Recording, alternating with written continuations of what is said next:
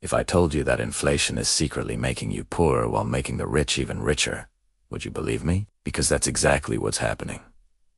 And the crazy part, it's not an accident.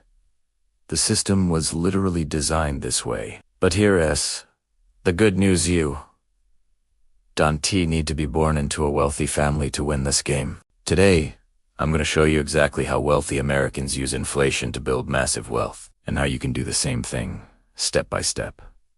Let's start with a little history. Back in August of 1971, President Richard Nixon announced that the US dollar would no longer be backed by gold. That single move changed money forever. Before that, every dollar had tangible value because it was tied to a physical asset: gold. After 1971, our dollars became what's called fiat currency, backed only by trust in the US government.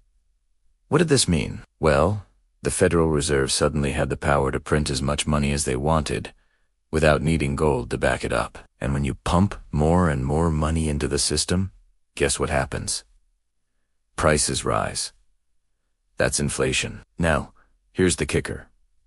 Wages did go up after 1971, but not nearly as fast as the cost of living. From 1971 to 2021, household incomes rose about 700%. Sounds pretty good, right?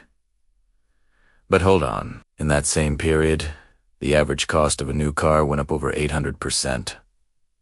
Home prices, they climbed more than 1,200%. And college tuition, it shot up by nearly 2,000%. The translation is simple. Your $100 today buys way less than it did decades ago. Meanwhile, investors who owned assets like stocks, real estate, and businesses made an absolute fortune. Over that same 50-year window, the S&P 500 stock index jumped more than 4,000%. That is the hidden wealth transfer most people don't see. Workers lose buying power, while investors gain. So, what does this mean for you today? Let's fast forward. In the last 5 years alone, household incomes in America went up about 21%. But inflation, officially, it's around 24%. And most people feel it's even higher when you factor in gas, groceries, and rent. That means your paycheck still isn't keeping up. Meanwhile, the S&P 500 grew almost 90% during that exact same time. Once again, savers lose, investors win. So, you've got 3 choices. Number 1, pretend it's not happening. Number 2, complain, get angry, but ultimately do nothing. Or number 3, learn how to play the same game the wealthy play, and use inflation to your advantage. That's the path I want to show you today. Step 1 is to get out of the financial danger zone. If you have high interest credit card debt or no emergency savings, you're in trouble. You need at least a couple $1,000s set aside for emergencies. That way, if your car breaks down or you get laid off, you don't get trapped in a downward spiral of even more debt. Step 2. Stop living paycheck to paycheck. If every single dollar you make goes straight to bills, rent, or just stuff, you'll never get ahead. You need a system to consistently move money into assets. A simple plan I teach is the 7-5-1-5-1-0 rule.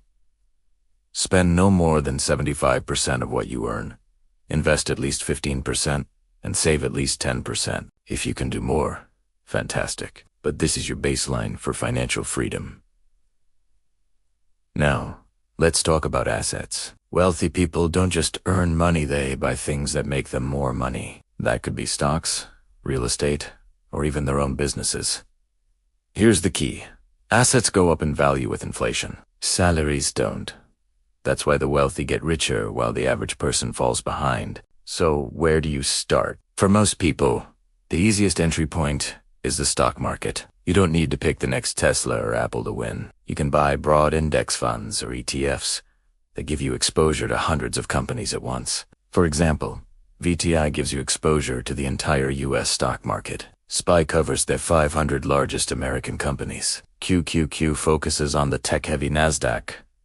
And DIA tracks the Dow Jones, which is 30 major US companies. This is called passive investing. And here's the golden rule you need to follow. Always be buying. It doesn't matter if the market's up, down, or sideways.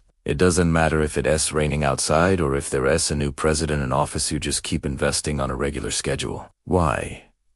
Because over time, the American stock market has returned about 10% a year on average for the last century. Think about this. If you invested just $5 a day starting at age 21 and earned that average 10% return, you'd retire a millionaire. Now imagine what happens if you invest more than that, or start even earlier. Now, maybe you want to be more hands-on. That's where active investing comes in. This is riskier, but it also has more potential for reward. You research specific industries like AI, renewable energy, or data centers, then pick individual companies you believe will grow. But you have to do your homework. You need to understand their management, their cash flow, their debt levels, and how that company fits into the bigger economic picture. It takes work, but some people really love it. And let's not forget real estate. Real estate is another classic inflation hedge, because property values and rents usually rise when prices rise. If you own property, you're collecting rent in dollars that are becoming more valuable with each passing month. That's one more way wealthy people stay ahead of the curve. So, what's the big takeaway here? Inflation is not going away. The government will likely keep printing money, and the cost of living will keep rising. If all you do is save your paycheck in a bank account, you will fall behind, year after year. But if you start funneling money into assets like stocks, real estate, or maybe even your own business, you put yourself on the winning side of this equation. I know this can feel overwhelming, but here's the truth. You don't need to be a Wall Street pro to build wealth. You just need a plan, a system, and the discipline to stick with it. Because over the next decade, those who invest will dramatically widen the gap between themselves and everyone else who just spends. So, here's my challenge to you. Decide today which side of inflation you're going to be on. Are you going to let it rob you, year after year? Or are you going to use it to build wealth for yourself and your family? If you found this helpful, drop a comment below and tell me your next money move. Hit that like button.